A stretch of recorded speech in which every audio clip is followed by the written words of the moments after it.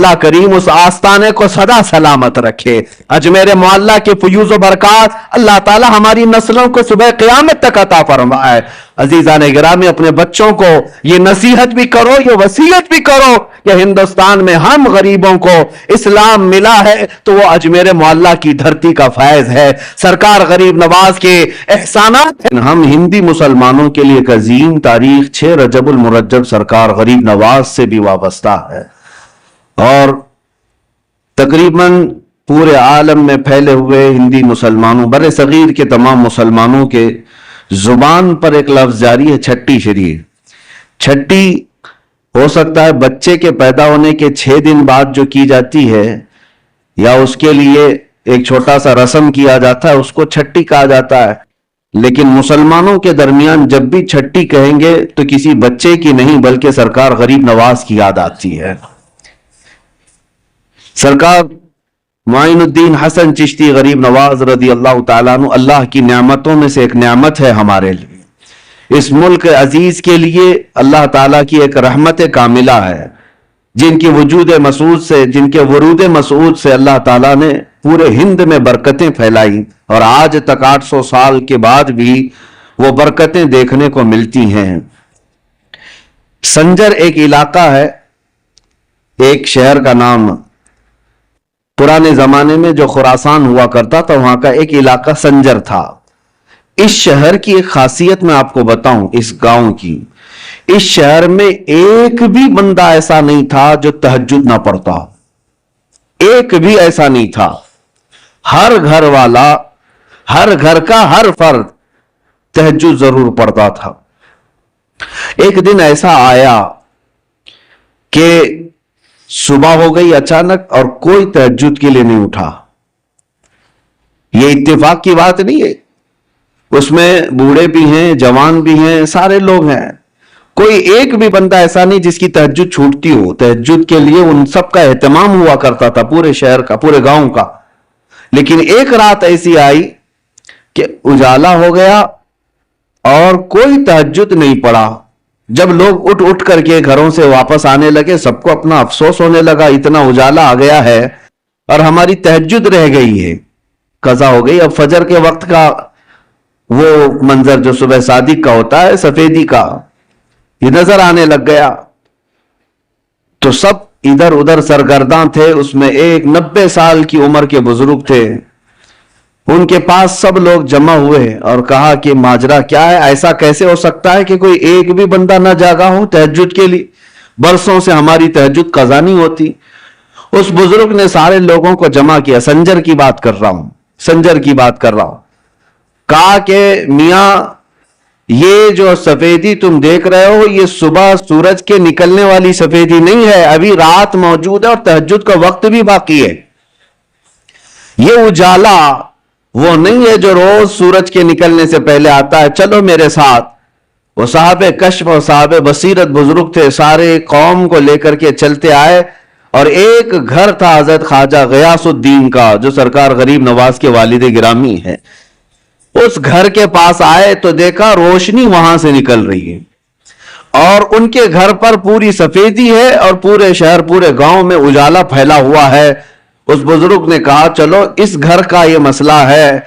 आए, घर पर दस्तक दिया तो हजरत ख्वाजा गयासुद्दीन बाहर आए, पूछा कि क्या मामला है, तो मुस्कुराते हुए कहने लगे आज मेरे घर में बेटे की विलादत हुई है और उसका नाम हसन रखा गया है। ये वही विलादत है जिसको आज पूरे आलम में गरीब नवाज के नाम से याद किया जाता है।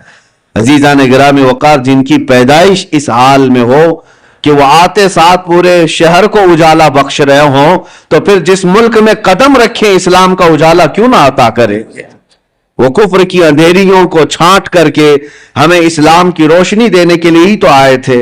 अजीजान गिरामी, सुल्तानुल हिंद मोइनुल हिंद सरकार गरीब नवाज रदी अल्लाह ताला अन्हु से हमारी सिर्फ मोहब्बतें और अकीदतें वाबस्ता नहीं है, बल्कि हमारे ईमान और इस्लाम का रिश्ता जुड़ा हुआ है। हकीकत तो बात यह है कि जितने भी सूफिया इकराम, जितने भी मशाइख, जितने भी औलिया हिंद में आए, उन सब की खिदमात अपनी जगह पर, लेकिन आज अलल ऐलान हम ये कह सकते हैं कि पूरे बर्रे सगीर के चप्पे चप्पे पर آج کلمہ پڑھنے والوں کو یہ احسان ماننا ہوگا کہ کلمے کی تلقین بھی غریب نواز سے ہمیں ملی ہے۔ سلطان الہند سرکار غریب نواز رضی اللہ تعالیٰ عنہ کی بے انتہا وسعتیں، محنتیں، ان کی کاوشیں تھی، جس کی وجہ سے اسلام آج ہر جگہ یہاں پر پھیلا ہوا اور چمک رہا ہے۔ اور اسی وجہ سے اب ہمیں ڈرنا بھی نہیں چاہیے کہ یہ غریب نواز کا پھیلایا ہوا دین ہے۔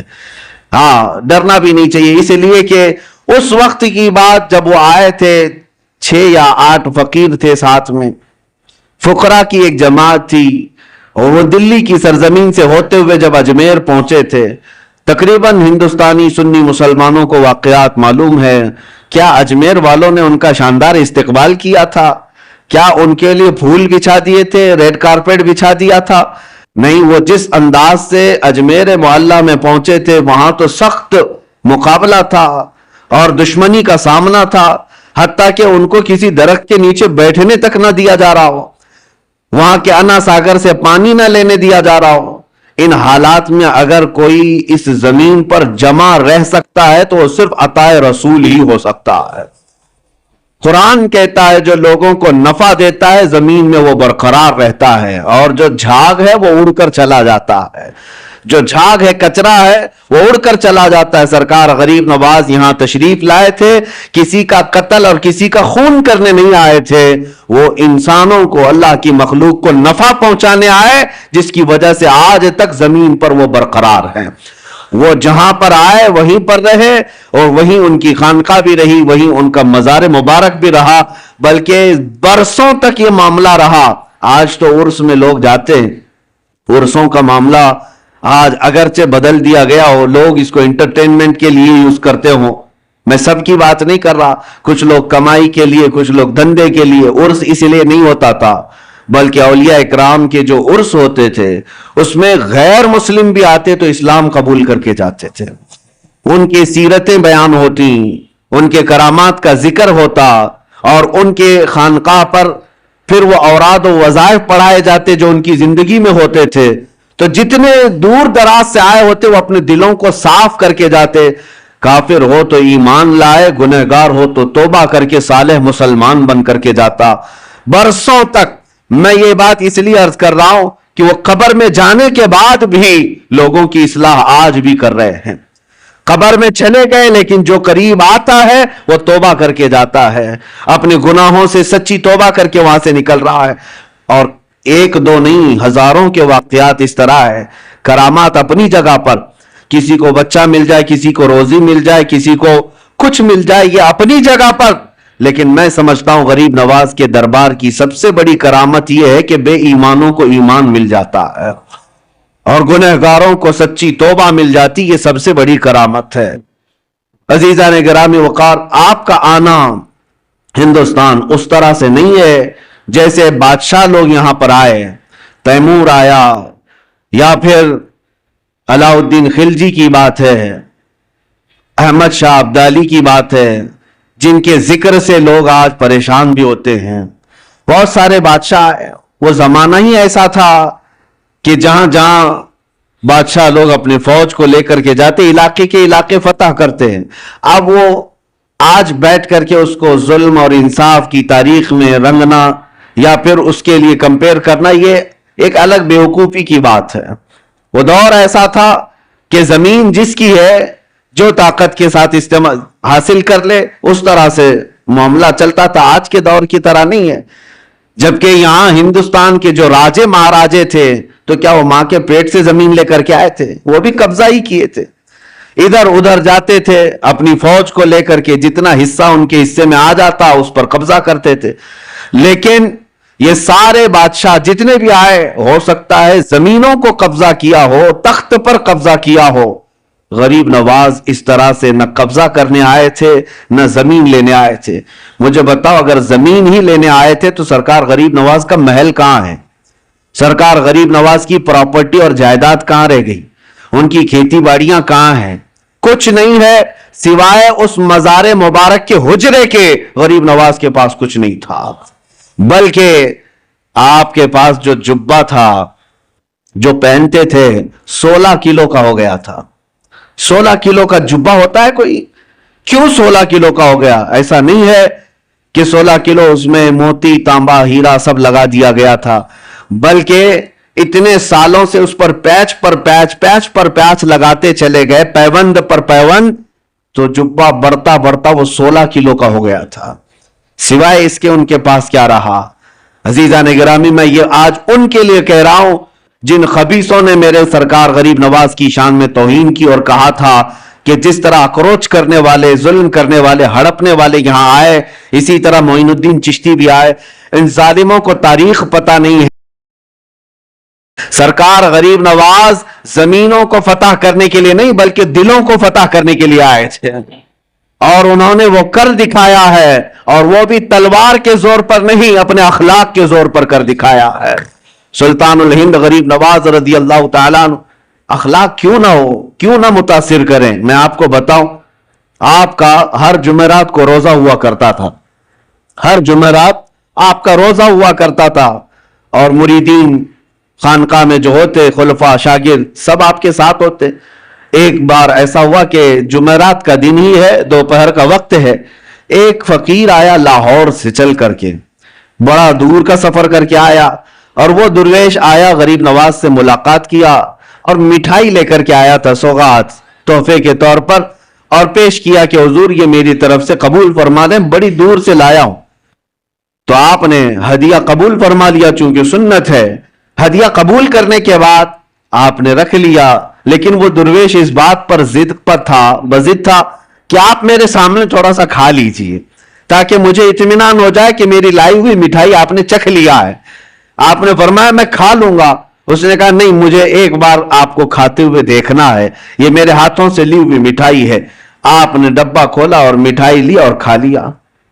جمعرات کا دن ہے، یہ عام لوگوں کے روزے کی بات نہیں، سلطان الہند غریب نواز کے روزے کی بات۔ روزہ ہے یا نہیں ہے اب کس کو پتا چلے؟ آپ نے مٹھائی خوب کھا لی، جتنا کھانا تھا، اور وہ اس کا دل خوش ہو گیا۔ اس کے جانے کے بعد مریدین خلفاء پوچھنے لگے حضور کیا ماجرا ہے؟ برسوں سے تو یہ معمول ہے کہ جمعرات کا آپ کا روزہ ہوا کرتا ہے، آج روزہ تھے نہیں یا کیا ہے کہ آپ نے روزہ توڑ دیا اس مٹھائی کے لیے؟ غریب نواز رضی اللہ تعالیٰ عنہ نے فرمایا میرا معمول ویسی ہی تھا، جو جمعرات کا روزہ تھا آج بھی تھا، لیکن میں نے مٹھائی کھا لی۔ وجہ یہ ہے کہ روزے کی قضا ہو سکتی ہے، دل کے ٹوٹنے کی قضا کیسے ہو؟ اس کا دل اگر ٹوٹ جائے، میرا تو روزہ نفل تھا، فرض روزہ نہیں ہے، نفل روزہ ہے، ٹوٹے گا تو پھر میں قضا کر لوں گا۔ لیکن اس فقیر کا، اس درویش کا جو اتنی دور سے سوغات لے آیا ہے، دل ٹوٹ جائے تو اس کے دل کو جوڑنا میرے لیے اور سخت کام۔ یہ وہ اخلاق تھے جنہوں نے پورے دلوں پر حکومت کی ہے، یہ وہ اخلاق تھے جنہوں نے پورے دلوں پر راج کیا ہے۔ عزیزان گرامی وقار، سلطان الہند غریب نواز رضی اللہ تعالیٰ عنہ کے پوری سیرت میں ظلم کا ایک آنا یا ایک کائی برابر دکھا دے کوئی، میں مان لوں کہ آپ نے کسی پر سختیاں کی ہیں، ناجائز طریقے سے ظلم کر کے کسی چیز کو قبضایا ہے، کبھی ایسا نہیں دکھا سکتا۔ تاریخ کے جھروکوں میں جھانک کر کے دیکھے، ہماری نہیں غیروں کی لکھی ہوئی تاریخ سے بھی لا کر کے دکھا دو، غیروں کی تاریخ سے۔ یہاں پر جب آئے تھے ظلم کسی اور نے کیا ہے وہ یہ بتا نہ سکیں گے۔ ایک بار سے آئے ہوئے درویش مہمان کے لیے اس کے پاس کچھ نہیں تھا، نہ ہاتھی گھوڑا تھا، نہ تیر تلوار تھے، فقط ایک گدڑی پہنے ہوئے جب ہندوستان کی سرزمین پر آیا تھا تو اس کے مقابل میں عام لوگ نہیں اترے تھے، وقت کے راجے اتر گئے تھے۔ ہاں، راجہ پرتھوی راج اپنی ایک شان رکھتا تھا، فوج رکھتا تھا، ساری چیزیں، ایک درویش سے لڑنے کی کیا ضرورت تھی؟ ایک فقیر جو کوئی تلوار نہیں رکھتا، کوئی ہتھیار نہیں رکھتا، راجہ کو اس کے مقابل میں اترنے کی کیا ضرورت تھی؟ اس درویش کی طاقت کا سب کو اندازہ تھا، اور ہمیشہ سے یہ رہا ہے۔ اسلام کے متعلق یہ تاریخ یاد رکھو، ستیزہ کار رہا ہے ازل سے تا امروز، شرار ابو لہبی سے چراغ مصطفی۔ ہمارے ہاں کبھی بھی کوانٹیٹی نہیں دیکھی گئی ہے، ہمارے ہاں صرف کوالٹی پر ہی دار و مدار ہوا کرتا ہے۔ سرکار غریب نواز رضی اللہ تعالیٰ عنہ درویش گدڑی پہنے چند فقیروں کے ساتھ آئے، لیکن مقابلہ کرنے کے لیے پوری فوج کھڑی ہے، سپاہی ہیں، بادشاہ ہے. اتنے پر بس نہ ہوا تو جادوگر بھی لائے گئے، جادوگر بھی لائے گئے. انا ساگر کا وہ مقام آج بھی موجود ہے، سب سے پرانے مندروں میں وہاں پر ایک جادوگر بھی رہا کرتا تھا جو کبھی باہر بھی نہیں آیا تھا. اور اس کے بعد جب اس تک بادشاہ راجہ کی یہ بات پہنچائی گئی کہ ایک درویش ایسا آیا ہے جو چمتکار پہ چمتکار کرتا ہے اور لوگ اس کے دیوانے ہوتے چلے جا رہے ہیں، آپ کچھ اس کی روک تھام کے لیے کریں. اس نے تقریباً 300 یا 500 پجاریوں کو بلایا، سب کو منتر دیے، کہا کہ ہم اس کا مقابلہ کریں گے. یہ میں آپ سے اس لیے عرض کر رہا ہوں کہ ہمیشہ تاریخ کو یہ دیکھتے آئیں حق و باطل کا مقابلہ، اور اللہ تبارک و تعالی حق کو ہمیشہ غالب رکھتا ہے. ایک درویش کے مقابل کے لیے 300 یا 500 لوگوں کو منتر دیے گئے، پڑھائے گئے، ٹریننگ کی دی گئی، اور اس کے بعد اسی پہاڑی کے دامن میں آپ کو بلایا گیا. آپ کے آنے سے پہلے وہ سب لوگوں نے دیکھا نہیں تھا کون آنے والا ہے، عام مقابلوں کی طرح اس مقابلے کے لیے بھی تیار تھے، جادو ٹونے کے ذریعے سے. آنے والا کون ہے کسی کو پتا نہیں تھا. لیکن جب سلطان الہند غریب نواز عطائے رسول ہیں، چہرے پر میرے مصطفیٰ کی وجاہت موجود ہے، نور ٹپکتا تھا پیشانی پر. جب آپ تشریف لائے، جب وہاں پہاڑیوں کے دامن میں قریب آئے تو بڑے سادھو نے کہا کہ اپنے منتر پڑھنا شروع کر دو تاکہ اس پر اب اثر شروع ہو جائے. عجیب حالت ہے کہ ہم نے تاریخ میں دیکھا کہ وہ 300 کے 300 دوڑتے ہوئے گئے، لا الہ الا اللہ، لا الہ الا اللہ، لا الہ الا اللہ، یہ کرتے ہوئے ان کے قریب آئے. اور اس کے بعد سرکار غریب نواز رضی اللہ تعالیٰ عنہ کے قدموں میں وہ گرے. آپ نے سب کو اٹھایا جو برسوں سے کسی جاپ میں تھے لیکن وہ مریدین کے حلقے میں شامل ہوئے. اس وقت جو بڑے بڑے لوگ جادو والے تھے انہوں نے یہ اعلان کیا کہ یہ جادوگر نہیں ہے جس سے ہم مقابلہ کر رہے ہیں، جادو کا معاملہ الگ ہوتا ہے، اس کے پاس جو زبان ہے وہ کوئی اور ہے جو دلوں کو بھی خرید لیا کرتی ہے. عزیزان گرامی وقار، مقابلے تو ہوتے رہے، وہ تنہا رہے، لیکن اللہ رب العزت کی ذات پر توکل اور یقین ایسا تھا. آپ کو میں ایک بات بتاتا ہوں، یہ وہ دور تھا جب آپ ہندوستان آ رہے تھے. شہاب الدین غوری، اس نے کئی مرتبہ حملے کیے تھے پرتھوی راج کے ساتھ اور کئی راجاؤں کے ساتھ، لیکن شکست کھا کر کے جاتا تھا. آپ سرکار غریب نواز تشریف لا رہے تھے، وہ شکست کھائے ہوئے جا رہا تھا تو نظر پڑی یہ فقیروں کے قافلے پر کہ یہ کہاں جا رہے ہیں. تو سرکار غریب نواز نے پیغام بھیجا بادشاہ وقت کو، اور اس کے سپاہی ہاتھی گھوڑے ہتھیار سب لے کر جا رہے. آپ نے پیغام یہ بھیجا کہ ہم ہندوستان فتح کرنے جا رہے ہیں. کون لوگ؟ 8 فقیر لوگ. سرکار غریب نواز یہ کہہ رہے ہیں کہ ہم ہندوستان فتح کرنے جا رہے ہیں، اور ادھر کی فوج شکست کھا کر جا رہی ہے پورے ہاتھی گھوڑے ہتھیار کے ساتھ. تو وہ ایک کہکہا لگایا کہ یہ گدڑی پہنے ہوئے درویش بات کہہ رہے ہیں ہندوستان فتح کرنے کی، کیا دیکھتے نہیں ہمارے پاس کتنی بڑی فوج ہے، کتنی بڑی طاقت ہے، کیا کیا ہتھیار سے ہم لیس ہیں. تو سرکار غریب نواز نے فرمایا بات یہی ہے، فرق یہی ہے کہ تم جب بھی جاتے ہو یہ ہاتھی گھوڑے اور ہتھیاروں پر بھروسہ کر جاتے ہو، معین الدین اللہ کے بھروسے جا رہا ہے، اللہ ہمارے ساتھ ہے. اور تاریخ نے آج دیکھ لیا جو اللہ پر توکل کر کے آیا تھا 800 سال گزر گئے، کرسی ابھی ہلنے کا نام نہیں لیتی. آج تک وہ حکومت قائم ہے، دلوں پر قائم ہے، دلوں پر قائم ہے. عزیزان گرامی وقار، ہم تو ہم ہیں، غیر بھی ان کو سلطان الہند کہتے ہیں. سرکار غریب نواز رضی اللہ تعالیٰ عنہ کی عظمت کو آج تسلیم کرتے ہیں. میں جو بات عرض کر رہا تھا وہ یہ، مقابلے کیوں نہ ہوں گے، ہر طرح سے ظلم کے ساتھ آپ کو شکست دینے یا ہٹانے کی کوششیں ہر لمحہ ہوئی، لیکن ایک درس ملتا ہے آپ کی زندگی سے، ایک درس ملتا ہے، چاہے اندھیرا کتنا بھی آ جائے صبح تو ہونا ہے، رات کتنی کالی کیوں نہ ہو جائے سورج کو نکلنا تو ہے ہی ہے. اس لیے میرے عزیزو، زندگیوں میں اگر کبھی کٹھنائیں آئیں، مصیبتیں آئیں، مشقتیں آئیں، تو ایسا نہیں کہ زمین چھوڑ کر بھاگ جائیں یا ہا ہو کر کے اپنے آپ کو بے قابو کر لیں، بے صبرا پن دکھائیں. نہیں، تھوڑی دیر انتظار کریں. اللہ کریم اپنے بندوں کو آزماتا ہے، اور جو استقامت کے ساتھ جمے رہتے ہیں پھر اپنی مدد بھی نازل فرماتا ہے. मदद भी नाजिल फरमाता है। आप क्या समझते हैं कि सरकार गरीब नवाज जैसी आए सब करामतों से सब कुछ हल करते चले गए? सब कुछ हल करते चले गए? इधर करामत दिखाई इधर खाना आ गया, इधर करामत दिखाई इधर कपड़े आ गए? नहीं, औलिया कामिलीन अपने नफ्स के लिए, अपनी जात के लिए करामतों का सुदूर नहीं करते। हाँ, वो बेइख्तियार उनसे कुछ काम सादिर होते हैं, बेइख्तियार होते हैं। वो ऐसा नहीं है कि कोई मुवक्किल है उसको कह दें हाजिर हो जा, अभी मुझे सोना ला करके दे दे, अभी मुझे चांदी ला कर दे दे, मिठाई की ख्वाहिश हुई फला मिठाई की दुकान से मिठाई ला के दे दे।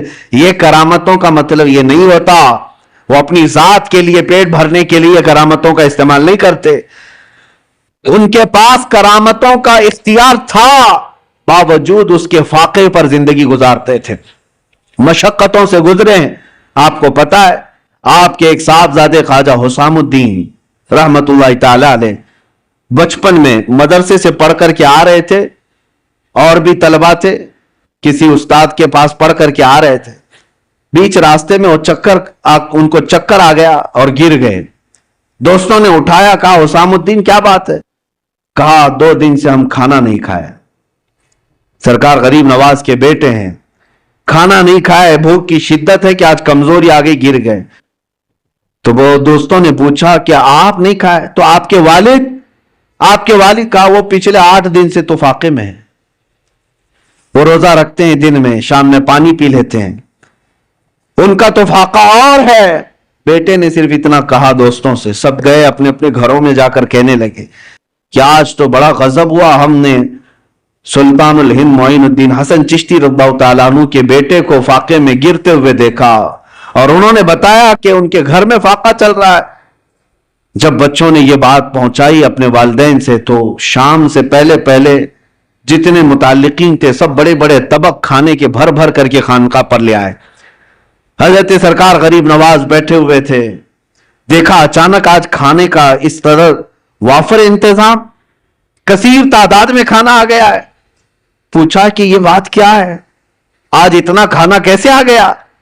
लोगों ने कहा कि हुजूर आपने कभी इशारा तक नहीं किया कि आपके घर पे फाका है, हम गरीबों को आप हुक्म फरमाते हम अपनी जान हाजिर कर दें, कैसे तुम लोगों को किसने बताया? सरकार गरीब नवाज ने पूछा। तो लोगों ने कहा आज हजरत आपके साहबजादे हुसामुद्दीन चकरा कर गिर गए थे, पूछा हमारे बच्चों ने, तो उन्होंने बताया कि आप पिछले 1 हफ्ते से फाके में हैं और वो कमजोरी की वजह से गिर गए थे। हजरत ख्वाजा गरीब नवाज रज़ियल्लाहु ताला अन्हु खाना तो खा लिए, उनके साथ बैठ करके खाए, और उसके बाद अपने घर पर आए, बुलाया हुसामुद्दीन कहां है? बेटा सामने आया, कहा अब मेरी नजरों से तुम हमेशा के लिए दूर हो जाओ, इसलिए कि यह फाका मैं दुनिया के लिए नहीं मेरे रब की रजा के लिए करता था, और जो मेरे और मेरे रब के राज को बाहर लोगों में अफशा करे, मैं उसे अपनी छत के नीचे नहीं देखना चाहता। यानी इस बात से आप अंदाजा लगाएं कि यह नहीं है कि करामतों के ज़ुहूर और सुदूर से तबक के तबक वो खाने उतरवाएं, अगर वो चाहते तो यकीनन अल्लाह जरूर देता। वो सोने चांदी के कलाई किए हुए महल में रह सकते, लेकिन औलिया कामिलीन पहले स्ट्रगल करना सिखाते हैं, मशक्कतों का सामना करना सिखाते हैं, क्योंकि सुन्नत मुस्तफा यही है, नबी पाक सल्लल्लाहु ताला अलैहि वसल्लम की सुन्नत यही है। आज थोड़ी सी मुसीबतों पर हम घबरा करके वावेला मचाते हैं, हालात खराब हैं, इधर जाओ उधर जाओ। हुआ क्या तुम्हारे साथ आज? किसने तुम्हें आज आजमाया है? वो तलवारों के नीचे भी सजदे नहीं छोड़ते थे। आज तुम्हें कौन है जो अजानों से रोकता है? कौन है तुम्हें मस्जिदों में जाने से रोकता है? कोई नहीं रोकता। तुम तो आज महवे ख्वाब हो और खर्राटे लेते हुए अपनी नमाजें कजा कर जाते हो, कोई तुम्हें रोकने वाला नहीं। ऐशो इशरत आज अल्लाह ने इतना दिया है जितना माजी में कभी लोगों को मिली नहीं होगी। आज तक बताओ, क्या तुम या तुम्हारी औलाद कभी नंगे रहे? क्या कोई रात ऐसी हो कि मजबूरी की वजह से या बेसरो सामानी की वजह से तुम भूखे सो गए हो? नहीं, अपनी पसंद से हो सकता है कोई भूखा सो जाए, लेकिन गुर्बत की वजह से भूखा सोए कोई आज बहुत मुश्किल नजर आता है। सबको अल्लाह आज खिला रहा है, सबको पिला रहा है, सबको पहनाया है, सारी नेमतें हमारे पास है, लेकिन इस्लाम को जो हमने अजनबी बना रखा है अपने घरों में, यह बहुत हैरत की बात है। یہ بہت حیرت کی بات ہے. جس اسلام کا نام ہمیں عزت دیتا ہے, جس مصطفیٰ کی نسبت ہمیں عزت دیتی ہے, اسی اسلام کو ہم نے آج اجنبی بنا کر رکھا ہے. اجنبی کا مطلب کیا ہے؟ ہم اسلام زندہ باد کے نعرے سڑکوں پر لگا سکتے ہیں. اپنے گھر میں لگاؤ, اپنے گھر میں اسلام کو زندہ کر کے دکھاؤ. تم اپنی بیٹیوں پر اسلام کو پسند کرتے ہو؟ کیا تم اپنی بیویوں پر, اپنی بہنوں پر اسلام کو پسند کرتے ہو؟ اگر اسلام کو پسند کرتے تو ان کا حجاب کیوں آج نکل گیا؟ ان کا پردہ کیوں نکل گیا؟ گویا کہ ہم اسلام کو صرف مسجدوں میں پسند کرتے ہیں. باہر شادی محل میں جا کر کے دیکھیں, ہال میں, وہاں کوئی اسلام نہیں ہے. اسلام کو پسند ہی نہیں کرتا مسلمان, اجنبی بنا رکھا ہے. اپنے برتنوں پر, اپنے دسترخوانوں پر کیا اسلام کو پسند کرتے؟ اگر تمہیں اپنے کھانے میں بھی اسلام پسند تھا تو یہ کیا ہے کھڑے کھڑے قطاروں میں جو کھاتے ہیں, کیا یہی اسلام ہے؟ اگر تمہیں اپنے لباس میں اسلام پسند تھا تو ذرا اپنے اوپر جھانک کر کے دیکھ لیتے. اپنے چہرے پر اگر اسلام پسند تھا, آئینے میں جا کر دیکھ لیتے. ہم نے خود اجنبی بنا دیا ہے اسلام کو اپنے گھروں میں, اور ہم بات کرتے ہیں اسلام کے لٹنے کی, کہ اسلام کو فلاں لوٹ رہا ہے, اسلام کے اوپر فلاں جو ہے ظلم کر رہے ہیں. خود اپنوں کا جو ظلم ہے اس کا کیا ہے؟ میں بات الگ نہ چلی جائے, آپ کو اس لیے عرض کر رہا ہوں کہ وہ وقت کے سلطان معین الدین حسن چشتی غریب نواز, جن کی حکومت آج بھی ہمارے دلوں پر قائم ہے, لیکن پابندیاں ایسی تھی ان کی زندگی پاک میں, قسم خدا کی سارے لوگ مل کر کے, میں چیلنج کرتا ہوں, ایک روایت ڈھونڈ کر کے لاؤ کہ غریب نواز کی ایک نماز کیا ایک رکعت کبھی قضا ہوئی ہو, کبھی کوئی نماز قضا کی ہو, نہیں لا سکو گے. ان کی زندگی بھر کی عبادتیں. اور پھر حد تو یہ ہے, میں نے ایک بات پڑھی تھی, مجھے بہت حیرت ہوئی. رجب المرجب کے یہی 6 تاریخ کو آپ کا عرس مبارک ہے. پہلی رجب کو آپ اپنے خانقاہ میں اندر چلے گئے تھے, حجرہ بند کر لیا تھا, کھڑکیاں بھی بند, کسی کو اندر آنے کی اجازت نہیں تھی, آپ اکیلے تھے, اور اللہ اللہ اللہ کی آوازیں آتی رہی. 6 رجب تک لوگ دن رات آوازیں سنتے تھے باہر سے, اور 6 رجب کے عین دوپہر کے وقت آواز بند ہو گئی, آواز رک گئی. اب میں آپ سے پوچھتا ہوں کہ ایک کمرہ پورا چاروں طرف سے بند ہو, کھڑکیاں بھی بند ہیں, دروازے بھی بند ہیں, اندر کیا حال ہوگا؟ گرمی کا حال یا پسینے کا حال کیا ہو سکتا ہے؟ کوئی ہوا کا انتظام نہ ہو, آپ اندازہ کر سکتے ہیں. لیکن جب آواز بند ہوئی تو خلفاء و مریدین نے کافی انتظار کے بعد دروازہ توڑ دیا. انہیں ایسا لگا کہ شاید آپ کے ساتھ کچھ ہو نہ گیا ہو. دروازہ توڑ دیا تو دیکھا آپ چارپائی پر لیٹے ہوئے ہیں, اور آپ کی روح کب سے انسری سے پرواز کر چکی, آپ کا وصال ہو چکا. لیکن اندر آتے ہی جیسے ہی مریدین کی نظر پڑی, پیشانی پر لکھا ہوا تھا, ھذا حبیب اللہ مات فی حب اللہ, یہ اللہ کا حبیب ہے, اللہ کی محبت میں چلا گیا ہے. جو بات میں عرض کرنے جا رہا تھا وہ یہ, دیواروں پر دیکھا گیا آپ کی سانسیں جو نکلتی تھیں, آپ کی سانسیں نکل کر کے جو بھاپ بنتی تھی, دیواروں پر وہ پسینہ جمع تھا شبنم کی طرح سے, لیکن اس پسینے کے قطروں کو دیکھا گیا غور سے تو ہر قطرے سے لا الہ الا اللہ لکھا ہوا نظر آتا تھا. سانسیں جو نکلتی ہیں جہاں جا کر جم جائیں اس میں بھی ذکر الہی موجود ہے. عزیزان گرامی وقار, جن کی عبادتوں کا اور ریاضتوں کا یہ حال ہو تو کیا رب تبارک و تعالیٰ انہیں یہ مقامات علیہ نہیں عطا فرمائے گا؟ یقیناً کرامات اپنی جگہ پر, لیکن جو انہوں نے سٹرگل کیا اپنی زندگی میں, مشقتیں اٹھائی ہیں, جو عبادات اور ریاضات کے ذریعے سے انہوں نے اپنے نفس کو مارا ہے, وہ بھی تو ہمارے لیے درس ہے. آج وہ بھی تو ہمارے لیے درس ہے. 1 روپیہ یا 1 سکہ کسی کا حرام کا آپ کی خانقاہ تک آپ نے کبھی آنے نہیں دیا, کبھی آنے نہیں دیا. یہاں تک کہ نظر و نیاز جو آتے اس کو خیرات کر دیتے تھے. جب اپنے آپ کو اس طرح بچا لیا جائے تو مقامات بلند عطا ہوتے ہیں. آج سلطان الہند غریب نواز کے عرس کا مقصد صرف یہ نہیں ہے کہ آپ جائیں اور ایک چادر چڑھا دیں, مہنگی پھول چڑھا دیں. اس غریب نواز کو ہماری چادروں کی کوئی ضرورت ہی نہیں. اللہ نے جنتی چادر انہیں پہلے سے پہنایا ہوا، وہ جنتی جوڑے میں ملبوس ہیں۔ ہاں یہ اور بات ہے کہ ہم عظمت شان کے لیے چادر پیش کرتے ہیں، ان کی شان و شوکت ان کی رفعت کے لیے پیش کرتے ہیں، یہ اور بات ہے، میں اس کا منکر نہیں ہوں۔ لیکن اگر تم یہ سمجھتے ہو کہ چادر پیش کرنے کے بعد ہی میری ذمہ داری ختم ہو گئی، یہ تمہاری خام خیالی ہے۔ اصل مسئلہ ان کے دربار میں چادر پیش کرنے کا نہیں، اصل مسئلہ یہ ہے جاؤ تو اپنا دل ان کے قدموں میں رکھ کر کے آ جاؤ اور عرض کرو کہ آپ میں زندگی اپنی مرضی سے نہیں، آپ کے اشاروں سے جینا چاہتا ہوں۔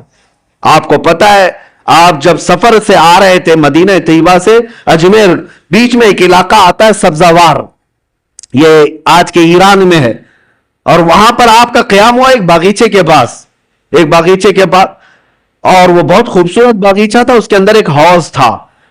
یہ باغیچہ اور حوض وہاں کے حاکم کا تھا، اس وقت کا جو حاکم تھا بڑا ظالم آدمی، لوگوں کا مال اتنا لوٹتا تھا کہ لوگ پریشان تھے، ہفتہ وصولی والا سسٹم، اور پھر اس کا ایسا ظلم تھا کہ کوئی باغیچے میں اجنبی نہ آئے۔ اتفاق ایسا کہ سرکار غریب نواز وہیں پر قیام کیے اور آپ کی نماز کا وقت آیا تو اس حوض سے آپ وضو کرنے چلے گئے، تو وہاں پر جو پہرے دار تھے انہوں نے کہا، منع کیا کہ یہ حاکم سبزوار کا ہے، آپ مت آئیے، اگر اس کی نظر پڑ گئی تو بہت سختیاں کرے گا۔ حضرت سرکار غریب نواز نے فرمایا، میں عبادت اللہ کی کر رہا ہوں اور اللہ میرے ساتھ ہے۔ بس آپ نے وضو فرمایا، ابھی وضو کر ہی رہے تھے کہ وہ حاکم باغیچے میں داخل ہو گیا، جیسی آیا اور چیختا چلاتا کہ ایک اجنبی میرے آرام گاہ میں کیسے آ گیا ہے اور کیسے یہ حوض میں پانی لے کر کے استعمال کر رہا ہے۔ سرکار غریب نواز نے اس کی طرف کوئی توجہ نہ فرمائی، کوئی توجہ نہیں، وہ دندناتا ہوا قریب آیا، آپ نے پورا وضو فرمایا، وضو کرنے کے بعد اپنے قطرے چھڑک دیے اور پھر اس کی طرف ایک جمالی نظر ڈالی، اور وہ حاکم سبزوار دیکھتا رہ گیا اس حسین صورت کو۔ جو کرنے آیا تھا وہ کچھ اور کام تھا، لیکن قدموں میں گر کر کے توبہ کرنے لگ گیا، کہا کہ آپ جس وقت یہاں آئے مجھے پتا نہیں تھا، لیکن اب جس وقت آپ میرے دل میں آئے ہیں عزم کرتا ہوں کہ زندگی بھر مجھے اپنے دامن سے دور نہ کریں۔ میرے عزیزو، سلطان الہند کے پاس آئے، لیکن حاکم سبزوار جو تھا غریب نواز کے قدموں میں گر کر معافی مانگا، توبہ کیا، اور اتنا ہی نہیں بلکہ واپس جانے کے بعد زندگی بھر لوٹے ہوئے مال کو سب کے اصل مالکوں تک پہنچایا، سب کو لوٹایا اور اپنا گھر بار بھی بیچ دیا۔ تب سرکار غریب نواز کے پاس آیا، کوئی نظر و نیاز لے کر کے نہیں، کوئی تحفہ تحائف لے کر کے نہیں، بلکہ آیا اور کہا، اب آپ کا یہ غلام سب دے کر کے آیا ہے، سوائے دل کے اب کچھ نہیں رہ گیا، وہ میں آپ کے پاس لے آیا ہوں۔ سلطان الہند غریب نواز نے قبول فرمایا، بیعت ارادت میں ہی نہیں بلکہ اپنے عظیم خلفاء میں اس کو شامل فرمایا، خلافت عطا کی۔ بعد میں تاریخ میں موجود ہے سبزوار کے اللہ تبارک و تعالیٰ نے سبزوار کے ان کو قطب بنایا، اپنے وقت کے قطب تھے، کہاں ظلم و ستم کی داستان رکھنے والا، کہاں قدموں میں آ کر کے دل دینے والا اللہ کی ولایت حاصل کر جاتا ہے۔ میں یہی عرض کرنا چاہتا ہوں، تم تحفے تحائف اپنی جگہ پر، جاؤ اپنا دل قدموں میں رکھ کر کے آؤ، عرض کرو کہ سرکار مجھے اپنے ساتھ لے لیں، آپ ایک اشارہ فرمائیں میرے دل کی اصلاح ہو جائے، پھر اگر غریب نواز قبول فرما لیں یقیناً زندگی کی کایا ہی پلٹ جائے گی، ایک نیا انقلاب دیکھنے کو ملے گا۔ اللہ کریم اس آستانے کو سدا سلامت رکھے، اجمیر معلیٰ کے فیوز و برکات اللہ تعالی ہماری نسلوں کو صبح قیامت تک عطا فرمائے۔ عزیزان گرامی، اپنے بچوں کو یہ نصیحت بھی کرو، یہ وصیت بھی کرو کہ ہندوستان میں ہم غریبوں کو اسلام ملا ہے تو وہ اجمیر معلیٰ کی دھرتی کا فیض ہے، سرکار غریب نواز کے احسانات ہیں۔ اس لیے کیا انٹرنیٹ کا زمانہ ہے، ڈیجیٹل زمانہ آنے والا ہے، کل کو چل کر کے کوئی ٹائی سوٹ بوٹ والا کوئی آئے اور کہہ دے کہ ہم نے اسلام پھیلایا ہے، تو ہمارے بچے تو گوگل والے ہیں، ہمارے بچے تو گوگل کے شاگرد ہیں، ان کو یہی نہ لگنے لگ جائے کہ سارا اسلام گوگل سے پھیلا ہے۔ اس لیے بچوں کو یہ سمجھاؤ، گوگل ہو کہ پوگل ہو، یہ بہت زمانے کے بعد کی بات ہے۔ سلطان الہند غریب نواز اس وقت اسلام پھیلا رہے تھے جب تو تار کا بھی سسٹم نہیں تھا، جب ٹیلی فون کا بھی معاملہ نہیں تھا، لیکن اپنی مختصر سی زندگی میں 90 لاکھ لوگوں کے دلوں میں اسلام کو روشن فرمایا۔ وہ ان کا احسان ہے اور یہ احسان صبح قیامت تک رہے گا۔ اللہ کریم سرکار غریب نواز کے دربار سے ہم سب کی نسبتوں کو ہمیشہ سدا قائم رکھے۔ عرض یہی کرتا ہوں اس غریب نواز کے دربار میں کہ ہماری سلامی وہاں تک پہنچ جائے، جمعہ میں یہاں بیٹھے ہوئے ہر عاشق کو مولا اجمیر کی حاضری قبول فرما لے۔ خواجہ ہند و دربار ہے اعلیٰ تیرا، کبھی محروم نہیں مانگنے والا تیرا۔ وآخر دعوانا الحمدللہ رب العالمین۔ السلام علیکم۔